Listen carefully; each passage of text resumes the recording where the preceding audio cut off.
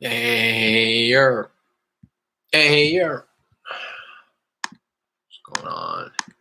If you read the description, it's just me hopping on real quick. I'm going to, I look like I'm wearing makeup.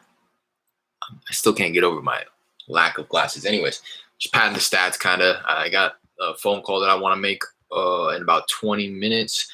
If you watch my last video, it was a lead that I was trying to catch her at a good time. It was actually the lead that I generated yesterday when cold calling. She asked, she has a specific asking price. I couldn't be certain on the phone whether or not that was going to be okay with for me as a wholesale price. So I kind of left it like, okay, let me run the numbers and I'll get back to you. And that's what I did. She kind of let me know her schedule because she's like, if you call me, I probably won't answer because I work at the hospital and I can't just like be hopping on my phone whenever. So that's what happened. I called her today when she told me she typically takes her break. She answered, but said asked for a call around 3:30 her time, which is 1:30 my time, which is in about 20 minutes. So just for the sake of kind of preoccupying my time before that, just wanted to hop on the dialer, see if I can push some contacts up and see if I can get another lead out of it.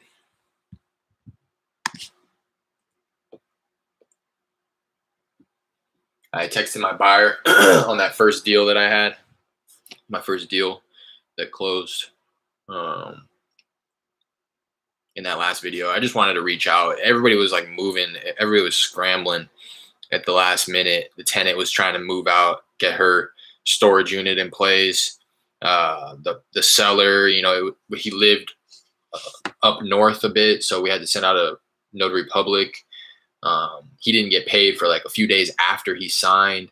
I didn't get paid until a few days after he signed because something that I didn't know was that they needed the actual hard copy, the original copy of the signed papers.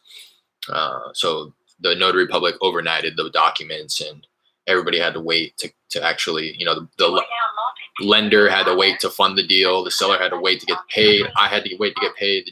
My JV partner had to wait as well. And so did the tenant. I promised her that I would pay her the remaining of the kind of cash for keys agreement that we had of $500.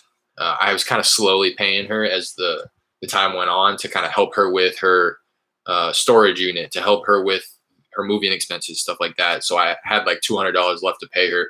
I told her I would pay her that once her father got paid, AKA when I got paid.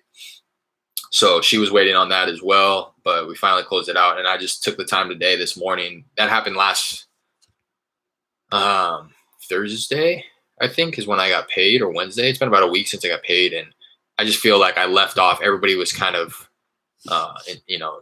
scrambling, like I was saying. So I just wanted to take a moment. I texted my buyer earlier and let him know that I appreciated him, and I'm looking forward to doing further business. He had texted me back, same thing. Appreciate you. Looking forward to doing more deals. If the numbers make sense, we'll buy it. And then I had called my seller as well and kind of just like formally said goodbye and, appreciated him and his wife's participation, their cooperation and their patience through everything. And they, he appreciated the phone call, which is all I was looking for. I just felt like I needed to more formally kind of sign off on the deal, which is what I did. And he, again, he appreciated it. He said, I have your number and I'll be reaching out, in the near future just to say hello. All right, cool. That's what I'm talking about. But now I feel like kind of weight lifted off my shoulders. Like I said, I just felt like I owed it to my seller and my buyer and all these people. And there's a little bit of a delay here. Just felt like I owed it to them to like say goodbye officially and not feel like I kind of just like grabbed the money and ran.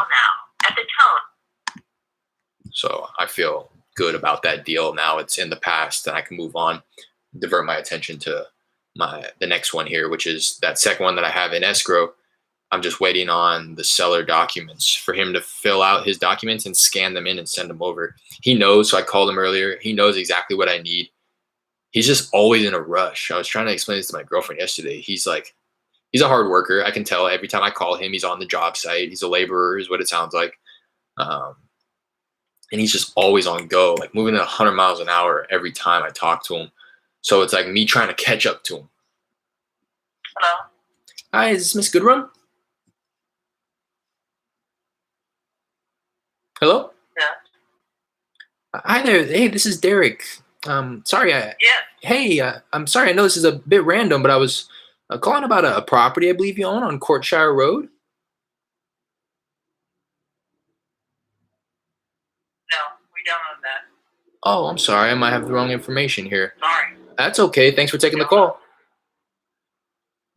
Yeah. Bye. Okay, bye now. With people like that, I feel like they're just lying. I don't. It's so like super weird to me. I don't know.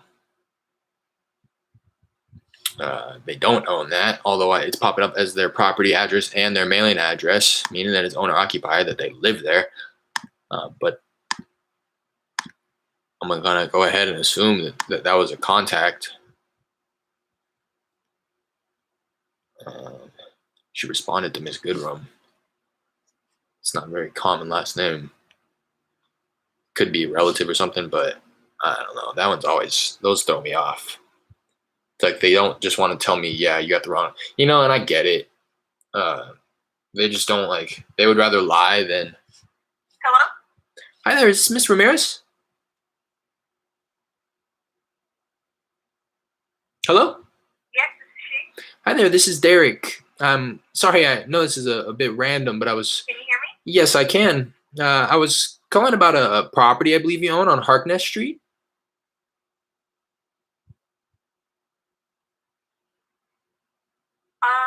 No.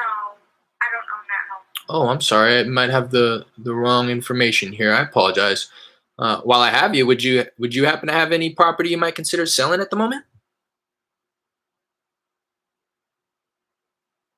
No, not at the moment. No. Thank you. Have a nice day. Yeah, thank you for taking the call. You as well. So that sounds like the wrong number. It's funny. They said the same thing, but just like her tone of voice right there was much more like confident. Like, no, we don't own that.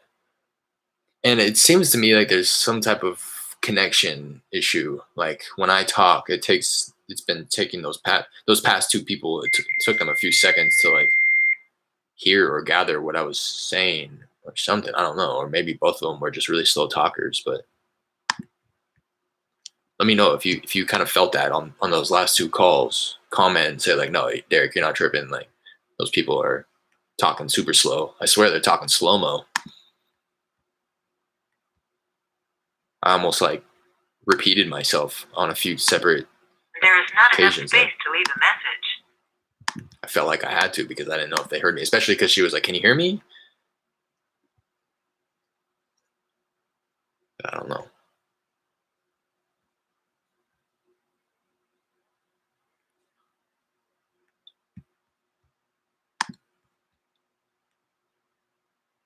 But yeah, for that other lead, I'm gonna call in like 15 minutes here. Um, I'm just gonna agree to her price. Sounds reasonable. She asked. Please leave your message for 2 She's asking 62,000. The problem is she's just not budging off that. And why she's not budging off that is because her original asking price was 65, and she has been speaking with other investors, but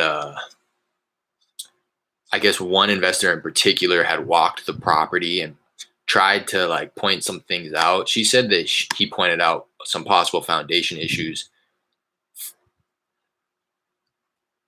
Por favor, deje su mensaje para.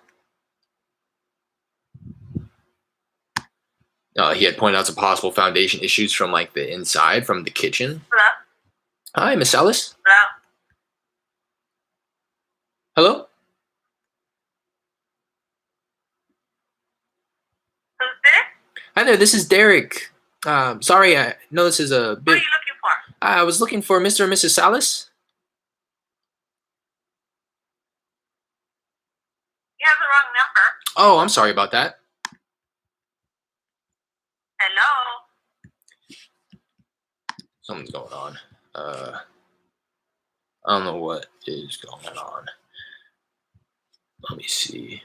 Something that I just learned about yesterday was you can see the browser connection uh like status of it from within Mojo Dialer. You just click the top little buttons on the top right that shows like the little Wi-Fi symbol. Um, if you know what I'm talking about, if you own an iPhone and you switch to Wi-Fi, it shows you that little like gradient.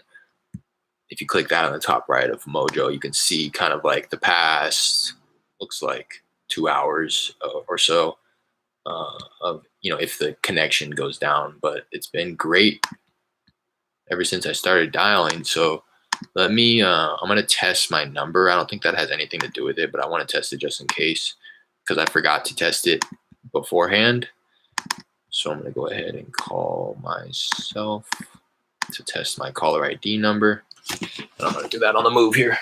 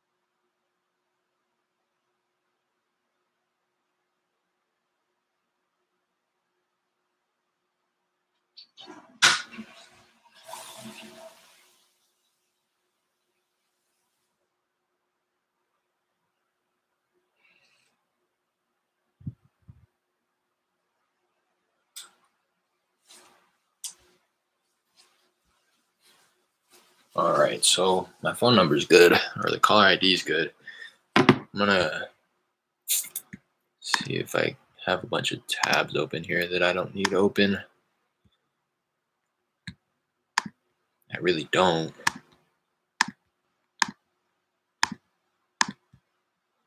Nothing's really open at all.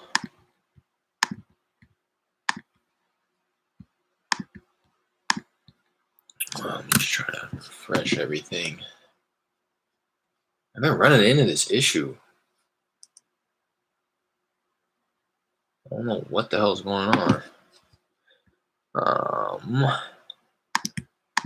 Fire it back up.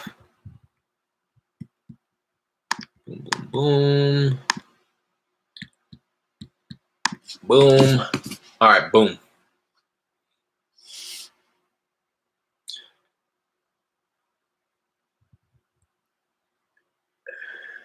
Dial in.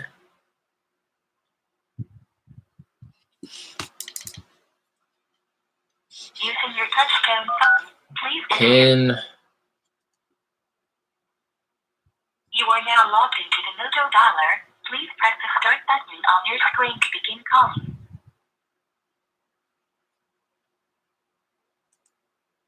All right. Go like this.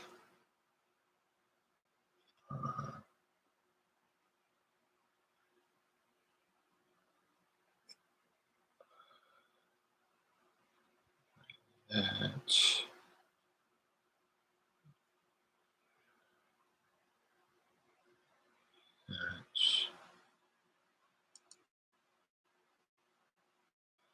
Go like that.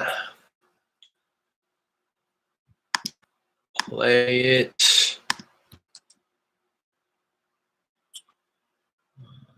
Boom.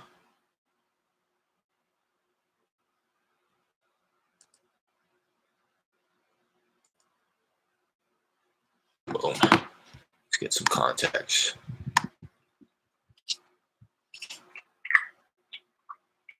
Hi, can you please leave a message after the beep?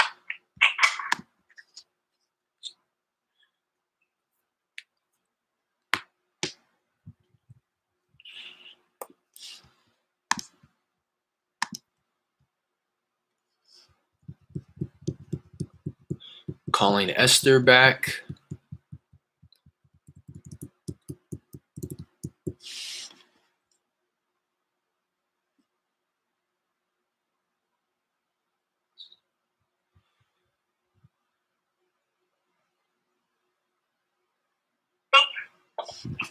Hi, is this Hello?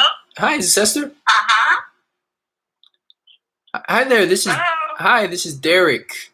Sorry, I know this is a bit random, but I was calling about a property I believe you own on Maryland Lane.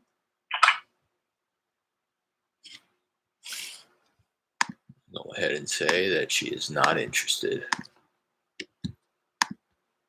So how I'm gonna handle that right there.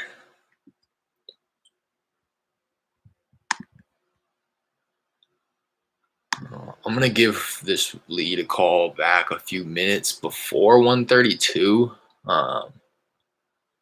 just in case that's like the end of her break, because I know that that's her break that she's asking me to call her on. I just don't want it to be the end of her break because I would like to see if I could even try to get. Hi, I'm sorry. I think I dialed the wrong number here.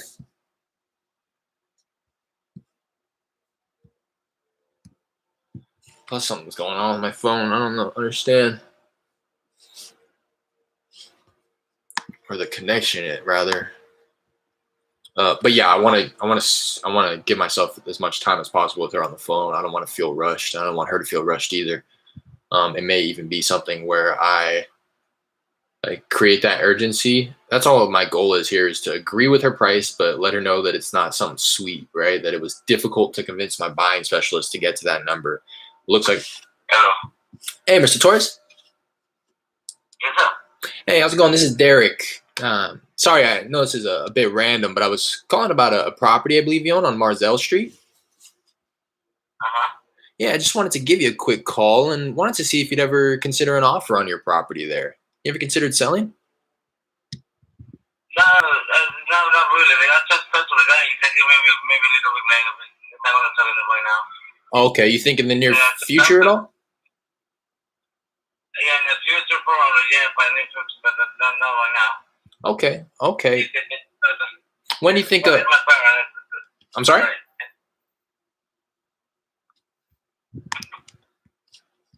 I'm gonna put him on a follow up. He's not interested, but I'm gonna put him on a follow up. 6 months.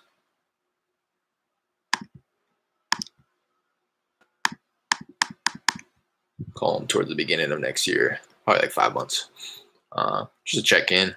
Nothing too serious. Hey, we spoke about 6 months ago. You had let me know that you weren't interested at that time, but just wanted to round back, see if anything's changed on your end. That's exactly what I would say to him, and that's exactly what I'm planning to say to him when I get him back on the phone in 6 months.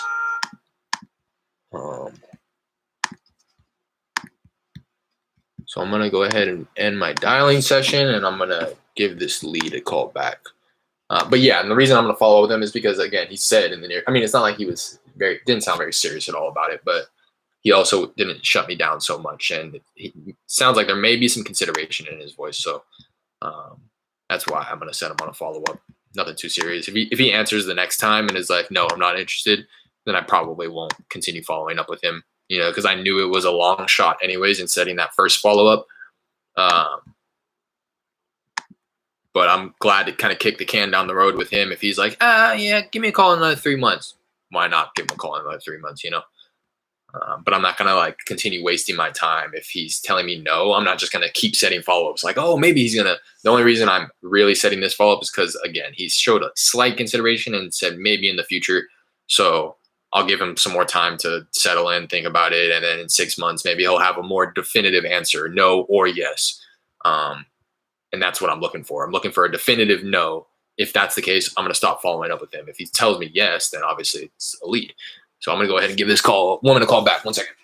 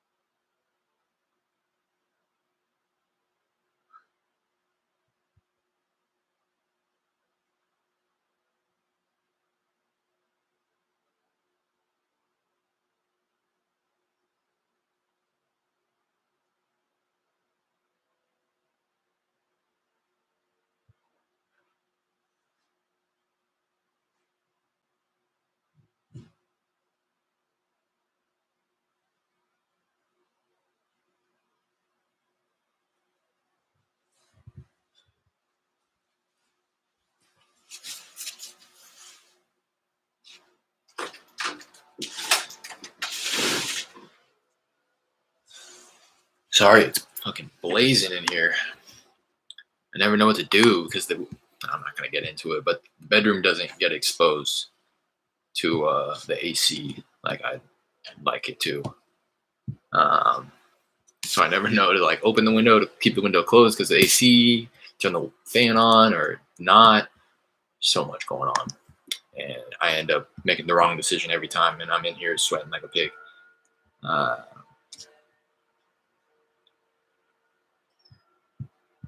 dog.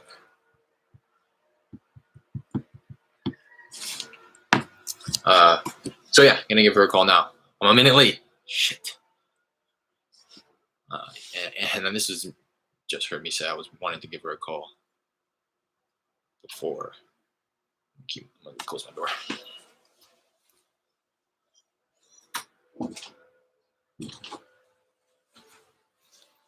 Yeah, I think it may be Google Voice that's acting up. Call ended. It didn't even go out. Your call was disconnected due to a network problem.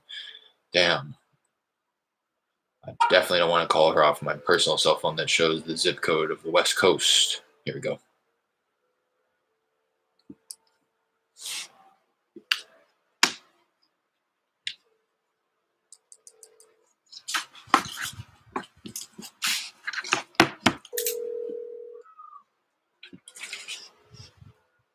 Please leave your message for. Hung up on my ass. Maybe she'll give me a call back. That's what I didn't want. You know what I mean? It's like, is she just getting back from her break? Is she just getting ready to step out for her break? But it sounds to me like she might have hung up on me because she was in the middle of something. So I don't want to call her back immediately, but I will call her back in like 5 minutes, if that makes sense. You know what I mean? It's like she could have a meeting with her supervisor right before she's getting ready to step out on her break. And like she's in the meeting, like hanging up, you know what I mean? Not wanting the phone to ring. That's always what I'm going to assume, is that if they hang up on me like that I really caught them at a bad time. Yeah. So I'll give it 5 minutes, see what I can do with 5 minutes. I want to note this. This is a habit from my old company, just to note everything. Dialed, seller, disconnected, call after 1 to 2 rings. 5. Other than that, oh yeah, I want to give that other lead a call. I got 2 more leads that I want to follow up with. I know I'm kind of blending the videos here. This is a cold calling live video, but I didn't cold call for that long, so figured I'd just hop into the follow up. I'm gonna wait until a little later to give that other lead a call back. When I called, there was nobody home. I got a hold of a relative who let me know that they weren't home and didn't really know when they would be home. So I just want to give it enough time before I call again and I get that relative and she's like, yeah, they're still not home. So that's what I'm going to wait a couple more hours before I give them a call. But that's another good one. Just to reiterate, this woman right here was a lead that I generated yesterday from cold calling. She let me know that, I didn't know, I was telling you the story a little bit ago, but she was asking 65. She had investor interest. A couple people walked the property. It sounds like one in particular, one gentleman.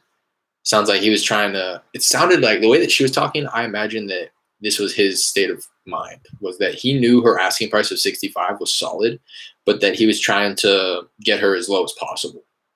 So sounds like he got her to drop to 62 and he gave like a verbal commitment and said, okay, yeah, I just need to speak with my supervisor, my manager, my partner, whatever he said. But I think we can make that 62 work. And the problem is 62 is really tight. I think it's going to be some small assignment fee if it ends up working out. But he never got back to her. He never responded to her, and they never put that agreement in place, which leads me to believe that 62 didn't work for him. Not to say that other investors or other buyers, I don't know who this person is. I'm imagining he's either a wholesaler who realized that the numbers didn't work after he got some feedback from his buyers. If that's the case, doesn't mean anything. Just means that he may not have a solid group of buyers, right, that are willing to pay a little bit higher. He could be an investor himself who does flips or buy and holds, whatever, just kind of cutting the middleman, the wholesaler out. If that's the case, it may not just have kind of met his buy box, his buy criteria. I know a lot of people, there are people who are willing to pay way more than others. Maybe this investor just wanted to cherry pick the best deals. He's not in the business of outbidding other people. He may just be in the business of kind of like sitting back and waiting on his pitch, right? And only taking the shots that he knows that the margins are there. And I've heard people do that as well, like they just kind of cherry pick the best deals. They don't want to waste their time with these small margin deals. Or he's a wholesaler who literally didn't know what he was doing and failed to follow up with this woman or failed to see this deal through. And that could be the case as well. So I don't want to like paint myself a picture one way or another, but she's stuck on that 62 is the problem. And she said, yeah, well, he offered 62 and he was like, yeah, let's do it. And then I was saying, why didn't you put the agreement together? And she said that he never got back to me. And I was letting her know that's kind of a red flag for me. I think that if he was able to make 62,000 happen, I don't see why he wouldn't put an agreement in place with you, especially if you were on board. And she kind of like got upset at that. She was like, all right, whatever. And I was like, well, let me see if I can make that work. Right. So I ran the numbers. I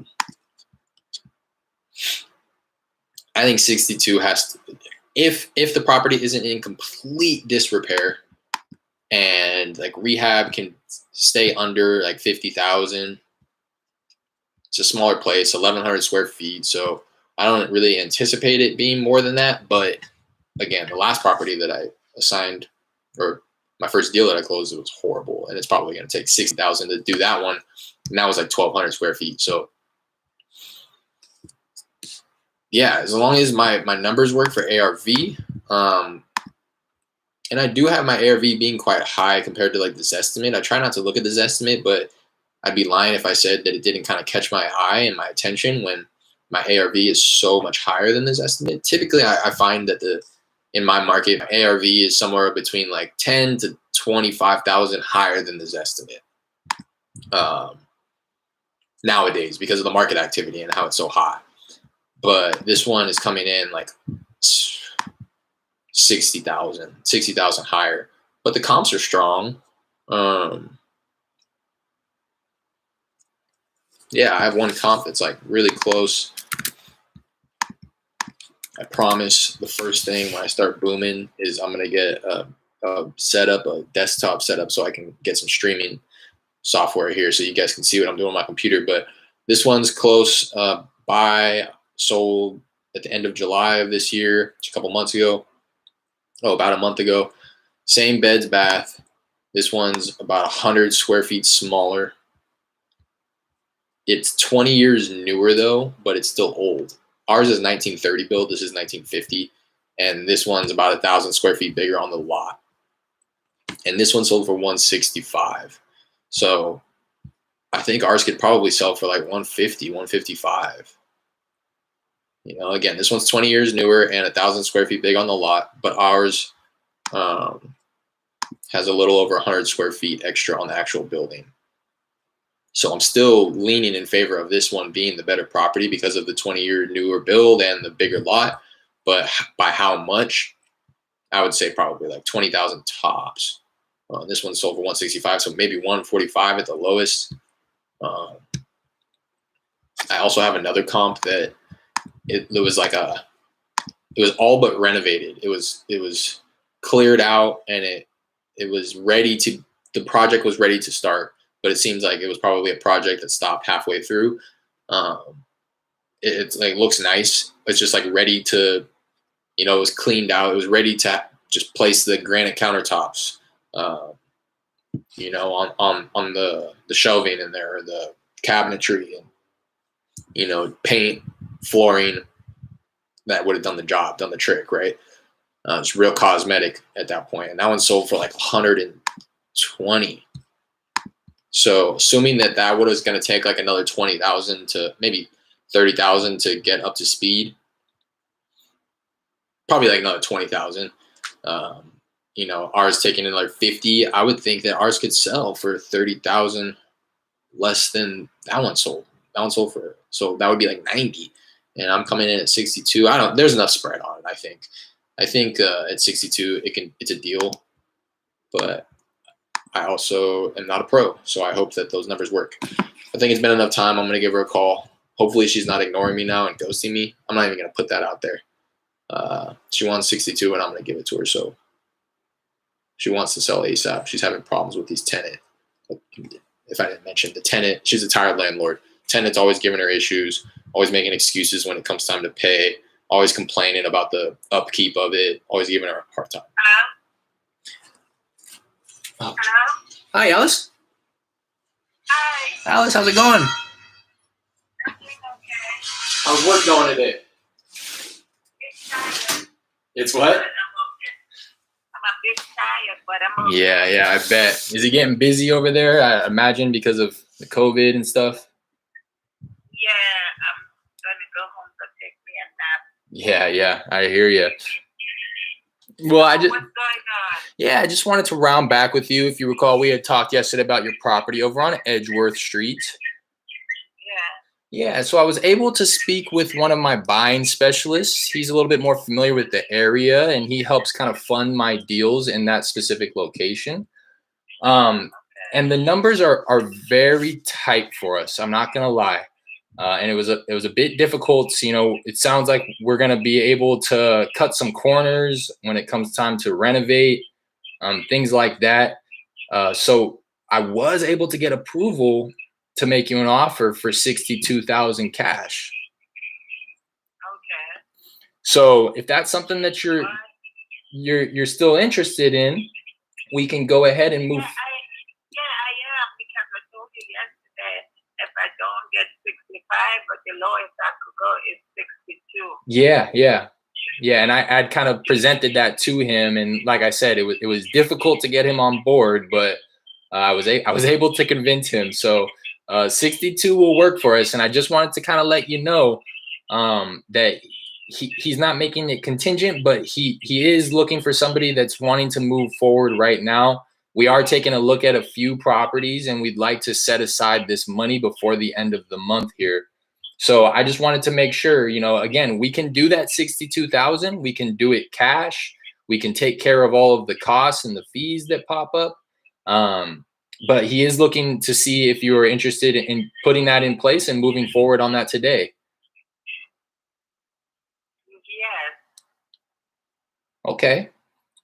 Did you have any questions about the offer or maybe the process? I'd love to kind of lay it out for you so everything makes sense, so you know what you're getting yourself into. I've been through it already because we just sold a house in May and 103 beds. Okay. So I know the process. The only thing is it's gonna be a kind of a hard because of my working. I'm probably gonna have to, when you're ready for me to sign, I'm gonna have to call you for a day. Maybe you could meet me someplace close to the job, something like that. That's my only issue. For what now? You're gonna have to meet me, like maybe to my job or close to my job. Like when I went to sign the paper. Oh, okay. Yeah. Well, yeah, I wanted to. You're gonna have to meet me somewhere. Yeah, I wanted to let you know I can definitely send somebody out to meet you if you'd like. But what we typically do, and it's a little bit more convenient for everybody, is we can actually get your autograph electronically. I can send you something through email. Well, I tried that, and I really can't get into it. I tried and I can't get into it unless I download the Abu Dhabi. Oh, okay. Yeah, that's the only issue. I don't have a computer. I have an iPad and my phone, but it was very hard for me to get in there. Yeah. Well, so I don't mind to meet you all. Yeah, and I don't mind sending anybody out either. If you want, and again, just because it will be easier, we can give it a try with the online thing to see again if you might be able to get it to work. Okay, you could try that then. Okay, what's the best email for you?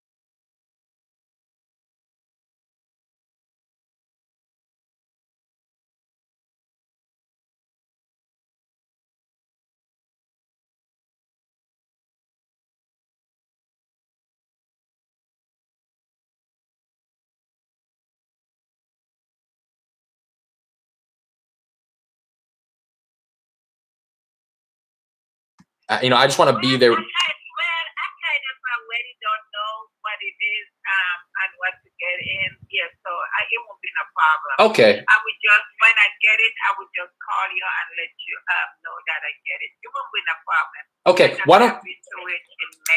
Okay. Why don't? Yeah, that's perfect. Why don't we do this? When you're ready, I'm gonna go ahead and send you an email from my email address so that you can have that and know what to be looking for. And I'm gonna send you an email. It's with our company commitment, and it's kind of just a little sheet that shows you what our company is about, what we offer, so you can take a look at that. And then when you are ready to take a look at the actual agreement, give me a call. And then when we get on the phone, I can send it over to you and be able to answer any questions that you might have. Oh, okay, then no problem. Okay, perfect. Do you think, should I be expecting your call in a few hours here, or it sounds like you were going to sleep? So I just maybe give me until 5:30. Okay. Yeah. Okay, so I'll be expecting your call around 5:30 to 6. If I don't hear from you, is it all right if I call you back tomorrow? Yes, no problem. Okay. I just wanted to, I wanted to be sure that I get you on the phone because again, we are looking to spend some money here and we want to do it before the end of the month. So we're trying to, do it as quickly as possible, just so you know. Okay, no problem. Okay, perfect. I'll talk to you in a few hours then, okay? Okay then. All right, bye Bye now.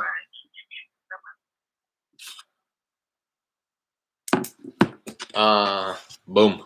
I would have liked to get that on. I would have liked for her to be in front of the computer so that I could have gotten the actual agreement, but um, that's cool too. I'm down for a verbal agreement. Down for a verbal agreement. She was driving. You heard she's down to sign. She's good with the 62. I felt like she doesn't really need much convincing. For me, it was more so just practice to create that urgency. I might have gone a little bit over the top with it at the end, but probably not. Like I've heard people really go all out on the urgency. Like, look, we're trying to spend this money. We got money and we have to spend it, and we have to allocate it before the end of the month, or else we're gonna have to pay a huge tax bill on it. Um, because we sold this, people will go through the process of explaining a 1031 exchange. Like, do you know what a 1031 is? Like, yeah, I'm familiar. It's like, okay, yeah. Like, so we just sold one of our properties, and to avoid having to pay a huge tax payment on it, we are looking to buy another property. So we only have so much time to do that. So we're really looking to allocate some funds towards a new project before the end of the month. So, we are talking to a few other properties. I wanted to be sure that I gave you a call because we had just talked yesterday and you seemed like you were ready to sell. This is something I'm glad I'm kind of talking it out loud right now because I didn't say this stuff on the phone, but that's kind of the message that I'm trying to deliver. But that's cool. I'm gonna send her. Anybody who doesn't know Keith Everett, I kind of use his script to. That's where I'm getting kind of the creating urgency and that talking to a few different homeowners. We can only buy one. That's where that's coming from. His script and also his company commitment. I got that from him. Can be used for a few different ways. I wish you could see it, but it's just like a little PDF flyer that I made on Canva. It says,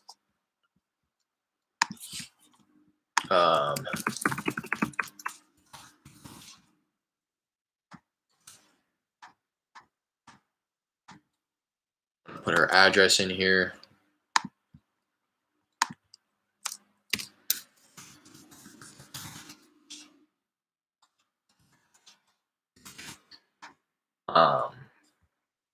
Find the PDF because I'm just going to read to you what it says on the company commitment is what Keith Everett refers to it as, and it's what I refer to it as.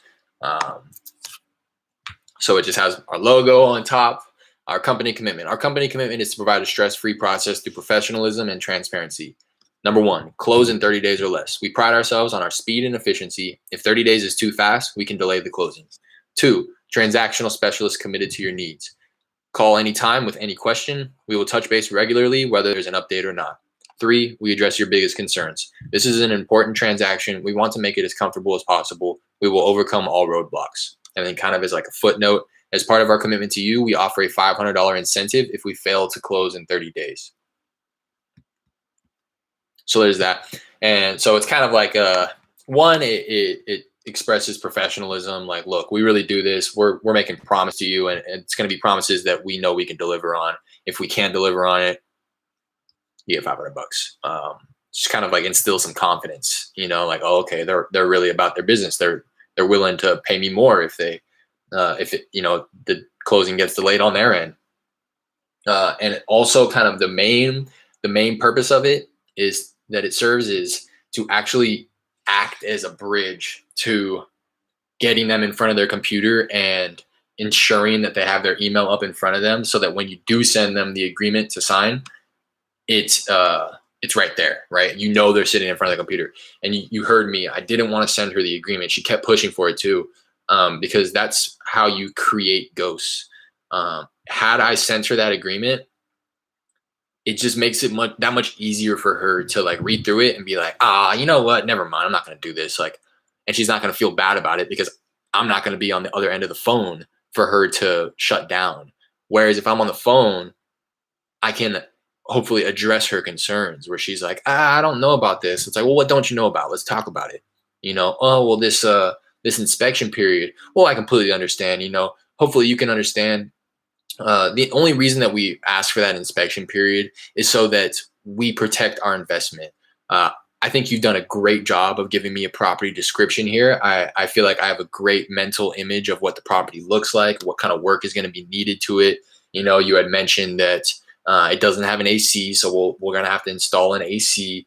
You kind of mentioned that the tenant is a little problematic. So, I understand everything. The only thing that why we ask for that inspection period is, again, to protect our investment from things that you may not be privy to, right? So it is actually probably beneficial for you as well because you get a free inspection. We just want an opportunity to walk the property, and as long as there's no, mold or termites or anything like that that's going to significantly affect the value of the property, then we're very confident at that 62,000. We just want to make sure that we're not entering into something that's gonna, blow up in our face down the road. And if that is the case, if we do run into any mold, we'll just let you know. Hey, this is what came up. Unfortunately, the 62, and I won't even present it like that. I try my best to bite my tongue when I get to explaining their out. Like, unless they ask, like, well, what happens if you do find mold? Well, if we do find mold, we'll just bring it to your attention and say, hey, this is what we found. Possibly get some quotes on it for like remediation or, just to be able to correct the mold issue. Let you know kind of what we're thinking, how much it's going to cost. And we will have to take that into consideration in our offer. So if it's something that you're no longer wanting to do, I completely understand. But it just has to make sense for us as well. So hopefully she calls back, and I think I just kind of addressed everything, why I did everything the way I did. Again, didn't send her the agreement, but I do want to send her the email. That's kind of another thing that the company commitment serves as, is just to ensure that you have her email correctly. So she said it, she told me, and she's reading it off to me, and I'm confirming it while I'm on here. But I won't really know if I have it written down successfully unless I send her an email. And you just don't want to be like sending test emails with the actual agreement. When it comes time to send the agreement, you just want to make sure that it gets to her as it's supposed to, and it just is smooth from there on out. Any roadblocks, anything that's going to create a little bit of friction is just like something like that much more of a reason for her to just like throw her hands up and be like, all right, never mind. Like, this is way too difficult. Like, I'm just going to keep the property. Not to say that she's going to do that, but, those little things add up. Hopefully that makes sense. Like, if I sent you the email and I'm going to let her know, like, I'm starting to find that it takes a good 60 seconds for the agreement to actually go through to the email. So in the past, I've been like, all right, I sent it over. And they're like, I don't really see it. Now I'm going to try to fill that time there and maybe just like start a little conversation or something. Because I'm finding that there's a little bit of a delay there. What else? Also, yeah, just having the correct email, walking her through. It sounds like she's very confident. She already knows the process. She already sold another property a couple months back. So I'm going to, hey, send her this email. Hey, Alice.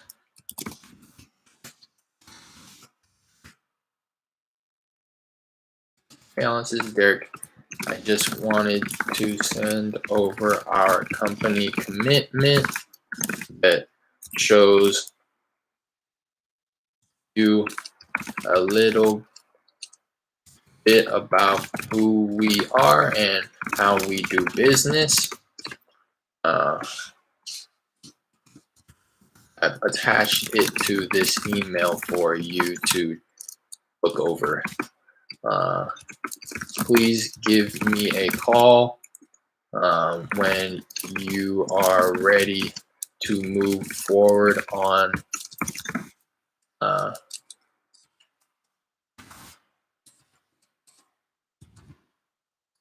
I'm just going to say, please give me a call at your earliest convenience. Eric Wilson. I'm going to attach that company commitment.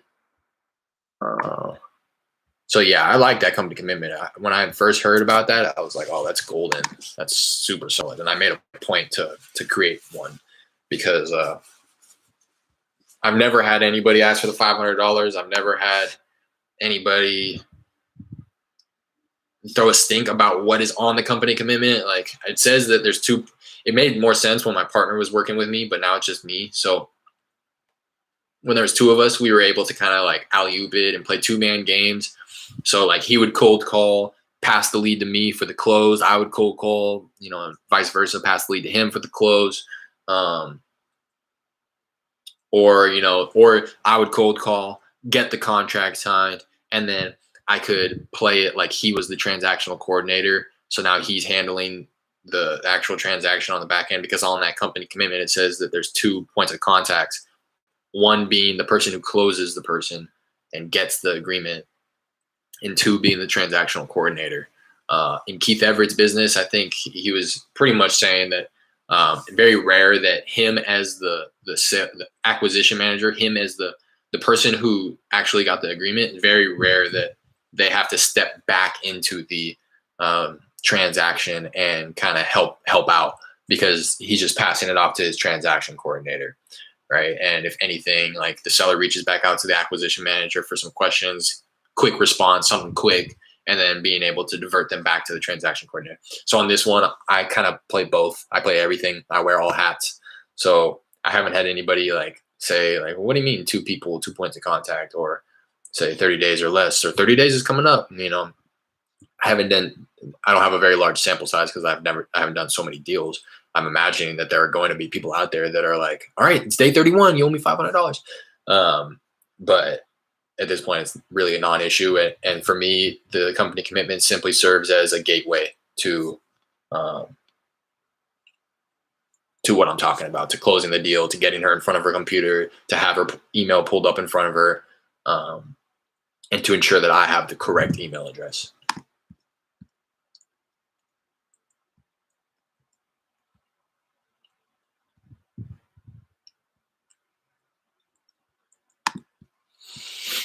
All right, boom. Sent that over to her. I'm just going to keep an eye on it for the next couple of minutes to make sure the email didn't bounce or something like that, or I had it incorrect. But I think I have it correctly here. I'm going to add that email to my dialer system and mark it as primary.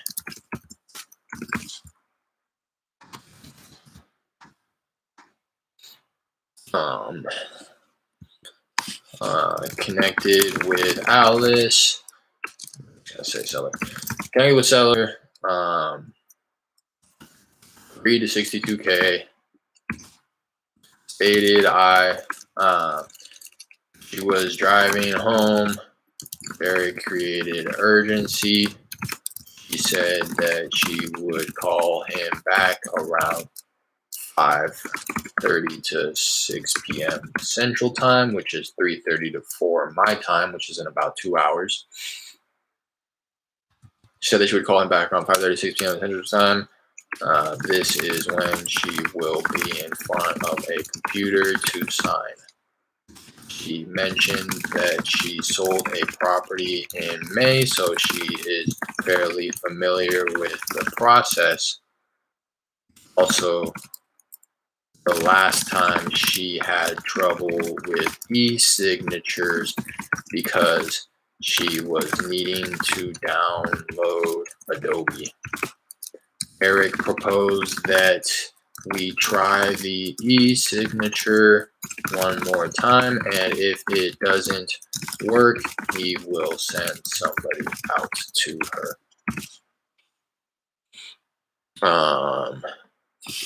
Eric captured email and sent the company commitment.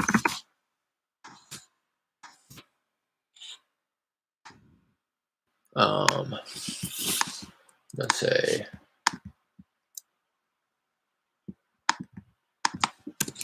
follow-up call tomorrow. Say call back received from seller yesterday, question mark. If not, call around 1:30 my time, which seems like when she gets off work. Agree to, yeah. Just gonna move that out to tomorrow. Take note that I'm expecting her call around 2 hours from now. That's good on that one, I think. I'm gonna mark it as a hot lead. Verbal, text, handwritten offer made. These are just the groups that I kind of track, so that it's kind of like a what's the best way to say this? I kind of like makeshift funnel within my dialer by creating a bunch of groups. So you can see, like, I'm going to go to the one that just closed, and I'll tell you all of the groups and kind of the progression of the groups that I placed them in as it happened. So first, I cold call him. I realized it was a hot lead, so I put him in a hot lead group. Made the verbal / text / handwritten offer. I have that group just kind of track how many offers I'm making, like verbally. Or like, just unofficially. I'm not like, doing what I'm getting ready to do and like sit down in front of her and make her that offer. So I have that. And then I probably did that one next. Verbal, text, handwritten offer made. He probably agreed to it. So I put him in the group contract sent when I sent it over to him. Once he signed it, I put him in contract signed group. Then I put him in escrow open group once I opened escrow. And then once I submitted my earnest money, I put him in the earnest money submitted group. And again, so this is just kind of the funnel that I've created by placing these groups in here. And then I set the appointment. So I've set appointment set when I set the appointment to go take pictures. Then I got pictures, and then I blasted it out to my buyers. Then I put them in the group assignment of contracts sent once I found a buyer, and I sent him over the assignment agreement.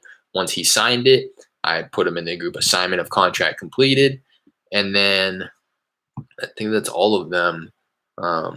Then I just put them in pending closing once everything is squared away, and we're just simply waiting for the deal to be funded. And then once the deal got funded, I placed them in the closed group. So it's a lot of groups. It's a lot of kind of, it's a mess, but it's much easier when you're just looking at the main screen and you're like, okay, let's see how many people are in the like how many hot leads I have. So I can just come to the group hot lead. Right now I have 9 leads marked hot. That can probably be cleaned up because I really think that only, some of these are ones that I've already placed under contract. I think maybe 2 of these, maybe 3 can be considered hot. One of them being the woman that I just spoke with. So, but yeah, you can get an idea. I also have like a realtor referral. So if I ever want to just follow my realtor with all of the people that I've tossed his way, I can come into my miscellaneous contacts group and click realtor referral and see that right now I have 7 that have been kind of tossed out to this realtor. Stuff like that, hopefully that makes sense without seeing it. I'm trying my best to like explain it thoroughly because I know you guys can't see what I'm doing, but it's kind of what I just did with that woman. Placed her into that verbal text offer made group.